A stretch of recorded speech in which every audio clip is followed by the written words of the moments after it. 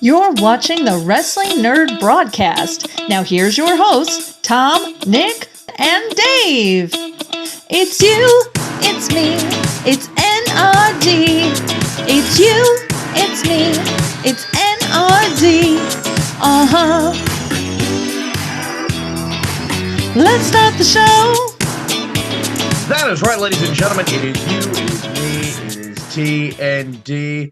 Welcome to the Wrestling Nerd Broadcast. I apologize in advance if my voice sounds like shit. I am 8 games into a 30 games in 8 days. What the hell's that, dear? Did you make me tea? Yes. Oh, God. I hate tea. Oh, it's very hot. Yeah, it's fucking tea, stupid. Well, yeah. Okay. So, fun fact: I don't like tea, but I love calling basketball games enough that I was like, sugar water. You're fine. see, I'm calling a lot of basketball games right now, and I'm 8 games into a 30-game stretch in 8 days. It's a lot of announcing. So when you hear Michael Cole's voice start to crack at the end of WrestleMania 2, have some fucking respect for him. That being said, I drank tea today because it sucked. My voice hurt that bad, so let's see what my wife made me. You got to get some licorice tea. It's gross, but it's so good for your throat. Licorice tea. It's disgusting, but it's like. So I was going to the doctor's office. I was gonna make you green tea, but I knew you wouldn't. Oh, I would have spit that out right on camera. Somebody buys a T-shirt. I'll try green tea on the air. Oh God, it smells disgusting. Let me know in the comments what you do to your tea to make water with fucking like leaves in it and shit. But anybody else, yeah, leave in the comments what you like for tea. Is this gonna make me fall asleep? Is this sleepy time tea? No. Sleepy time tea, the unofficial tea of the Wrestling Nerd Broadcast. You got to get this off Amazon. Singer's Saving Grace. It's a spray. Goes on Amazon right now while we're recording. The mug of tea in my hand. I feel so sophisticated right now. Yes, you did. The Egg and I love the Egg and I. Go to the Egg and I at Agunquit, Maine, folks, if you're up there. Ricky Ricardo was my server. Can we fucking do this? We can. You know what else we can do? We do something that's 22 years in the making. And that is they turned my best friend in the goddamn world heel. John Cena. I mentioned him in my wedding vows. And the man turned heel last night. My other favorite wrestler, Cody Rhodes. And I don't know what to think. I know what to think. What? That was awesome. I still haven't even tried this tea. That was awesome. I didn't watch a lot of Elimination Chamber, but I watched the end of that match. That was awesome. That was awesome. They did it. They did such a good job. The weirdest, here's where they failed, and I'm just going to get this out of the way. Travis Scott I don't understand. That made no sense to me. I don't know why he slapped Cody. I don't know why he's like burning sage around. Sage. And then the other thing is I didn't understand the Rock saying, I want your soul, Cody. Sell me your soul. I didn't get that. And it could be because like I haven't been watching, like that might be a thing, but like that didn't work for me. But everything else was perfect. It's like a new thing. But the Travis Scott thing, I was reading that Travis Scott has actually been training to wrestle, and there's actually like supposed to be he's going to wrestle at some point. R-Truth versus Travis Scott. Oh, R-Truth. The best thing about this before we go is Brady Rhodes tweeting out he hates John Cena or F you John Cena, whatever, and then R-Truth being like, well, wait, we have to see. We can't jump to conclusions. You can't come to conclusions, dude. God bless that man. I'll say this. We've seen a lot of comparisons to Hogan's heel turn to this. There are 2 big differences in this. Hogan had never been a bad guy before. Yep. Cena has. Now, that's not the big comparison. The big difference here is when Hogan booed, people were pissed. People were throwing trash. When Cena turned heel, people were cheering. They're like, yes, finally. I need to see the next step of this where, like, I mean, I see him in the press conference at the end The or mic whatever, drop he was like dropped really the mic good. or whatever, but I want to see like Raw or SmackDown whenever Cena comes out next, how he's dressed, how his entrance is presented, how like I want to, because he was still, even in the heel things, he still had his like the jorts with the So freaking sweat. it's things interesting on the you bring arms that and all up. that. Because Chris Van Vliet did an interview with John Cena this past summer, and he talked about like they were planning on turning him heel when it was Rock Cena 1. He had new gear, he had recorded new music, like everything. He was prepared to do like a whole shift, and they like kiboshed it at the 11th hour. So I'm curious if he brings that kind of now. I This is wild, man. This is wild. It's exciting. It It's is very exciting. very And also, exciting. one other thing to touch on that I read somebody say, it was like, this is the perfect time to turn him heel because all of the people who are Cena fans are now older. They're at least in their late teens, if not their 20s, 30s, 40s, etc. And they're the ones that have been clamoring for a heel turn. Whereas now the younger kids, they're Cody Rhodes fans, they're Jey Uso fans, they're Sami Zayn fans. So turning Cena heel is not going to affect your child market, if that makes any sense. You're not going to lose those sales of child. So it's also pretty wild that we got a John Cena heel turn and John Cena posting about Grand Theft Auto 6 before we got Grand Theft Auto 6. The hell? I don't get that, but okay. But I think we've been waiting a long time for Grand Theft Auto 6. That's for sure. But I think that with him staying for the whole year or whatever, Cena, that they'll be able to do this whole story as he's a heel and then turn him babyface by the end of it again for him to retire. Like, there's no way he retires his very last match or whatever.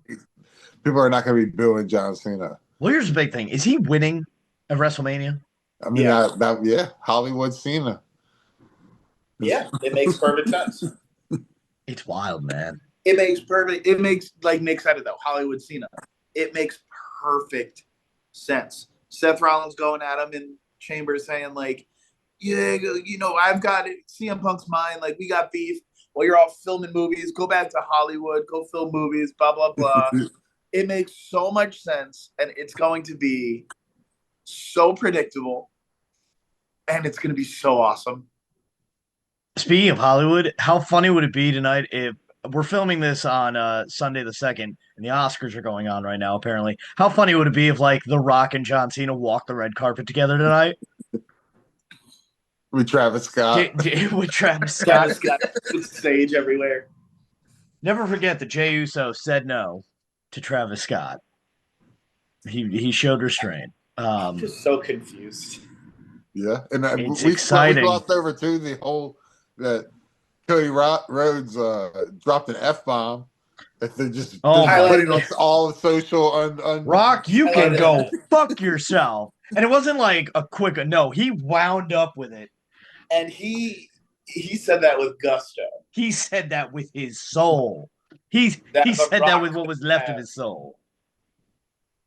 It was I love it. Jade Cargill Jade Cargill went. Jade Cargill came back. It was fantastic.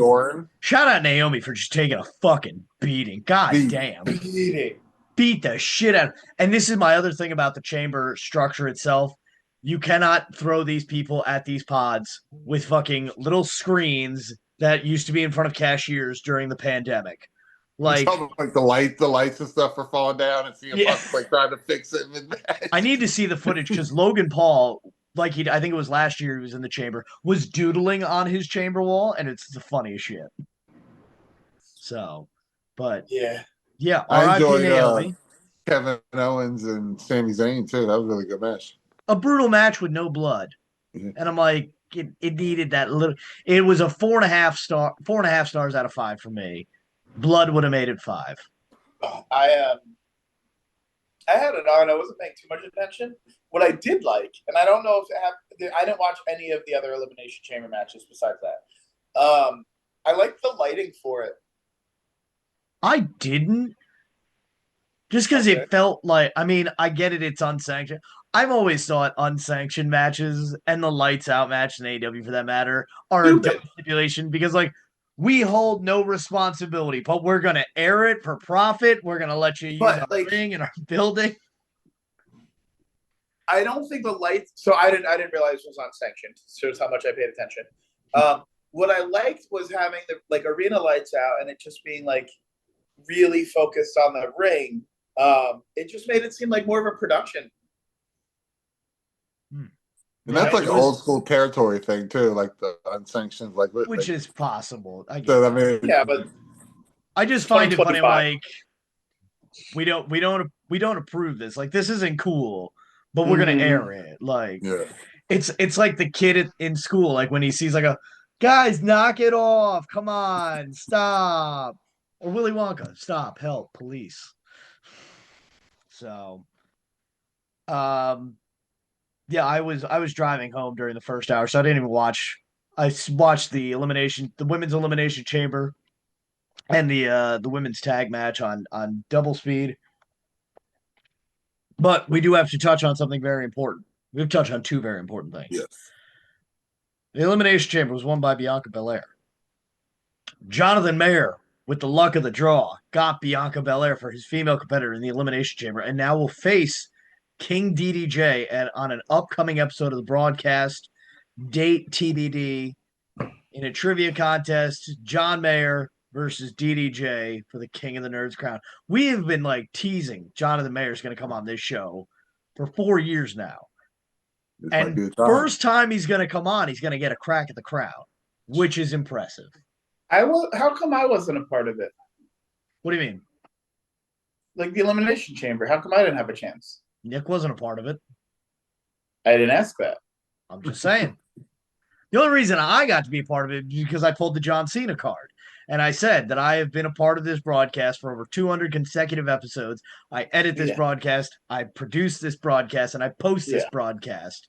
Okay. When we're done recording, you two are going to go about your day. I've got to stay up and edit it when I've got to be up at 7 in the morning. Sure. I've earned that right to call my shot and earn my spot in the Elimination Chamber, which led to me winning the Men's Elimination Chamber. And I will go on to headline WrestleDavia, ladies and gentlemen. WrestleDavia, yes. But people like me. I'm likable. And guess what? That's the beauty of a heel turn, baby. Go fuck yourself. I don't give a diddly damn. I'm going to WrestleMania, baby. I'm going to WrestleMania. I'm going to win my crown back. I don't care if I have to punch beautiful DDJ in the face. I don't care if I have to kick Owen Carpenter across state lines into the Gulf of whatever the fuck you want to call it. That's awful. I am going to WrestleDavia and I'm going to win my fucking crown back. And this tea, because my wife made it, is tolerable. Not gonna tell her to go fuck herself. No thanks. You can't turn heel if you're already heel, Dave. It's just I pulled the Dominic heel. Mysterio. I turned heel while being a heel. You can't be more heel than you're already. Okay. So who had Naomi in the contest here? That has to suck. JP. Oh, JP, that sucks. But now who had Mystery Woman? Because they probably got excited for a second thinking that Jade was about to get in this. That's what I was thinking too. Let me see what we've Did we even talk about these things? Because I don't have any recollection of us talking about this. I went live on Facebook and drew the numbers out. Live on Facebook too. Let's see. The Mystery Woman belonged to Matt Rudd. Oh, Matt Rudd. That would have been. Matt Rudd had the Mystery Woman and CM Punk.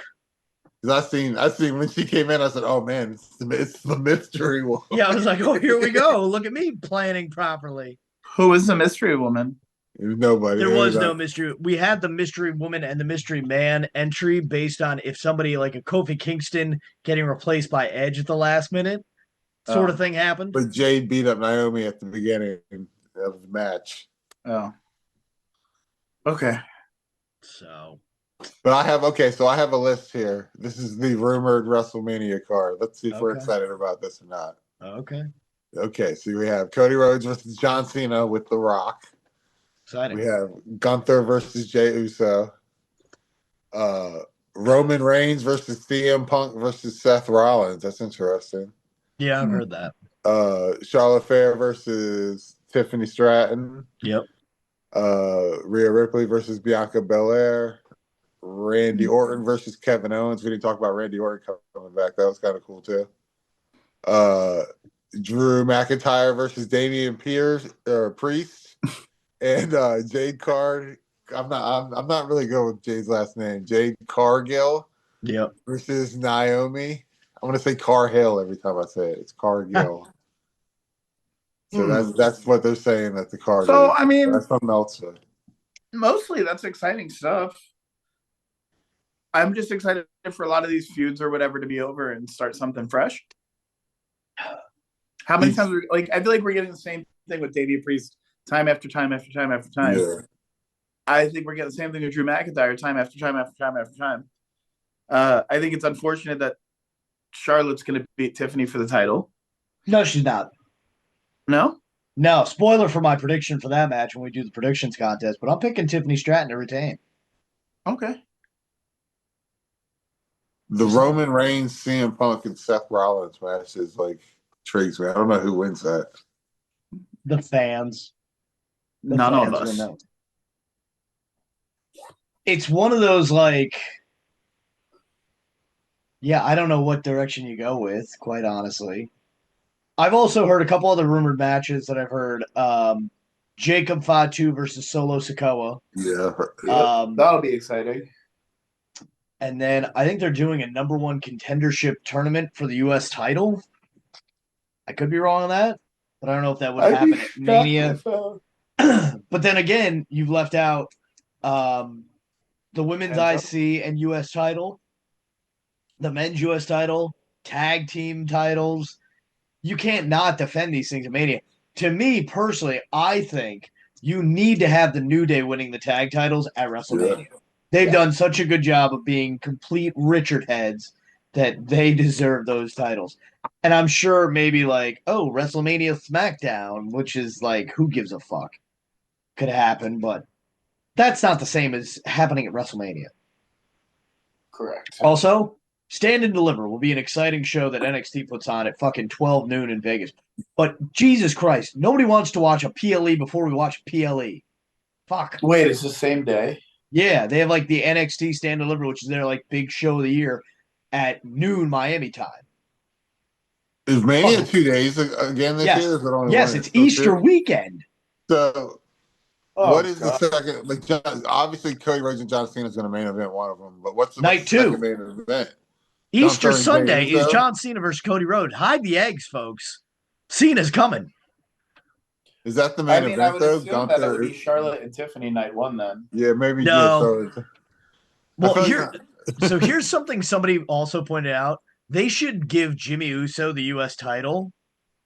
And have him, even if he wins it on the WrestleMania SmackDown that I just bullshitted, if he wins it that night, imagine night 2 or night 1 ends with the Usos raising their singles titles together.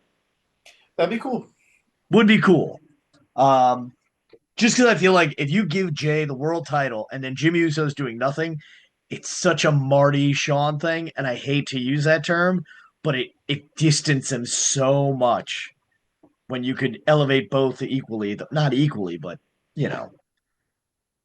just a thought. Just a thought. Just a thought. I'm just a girl. I'm just a kid. It's an interesting card. Oh, no, I got your song, Tom. Gwen Stefani. No doubt. Okay. I'm just saying. So yeah. Holy shit, baby. We're on the road. We're on the Tom Says Highway to Mania. I'm going to WrestleDavia. It's kind of exciting. DDJ is going. Jonathan Mayer might be coming along for the ride. Also, I'll say this. I realized, now I've known how smart DDJ is when it comes to wrestling trivia, but when I asked earlier today in our group chat, was Ric Flair a heel or a face when he won title 16?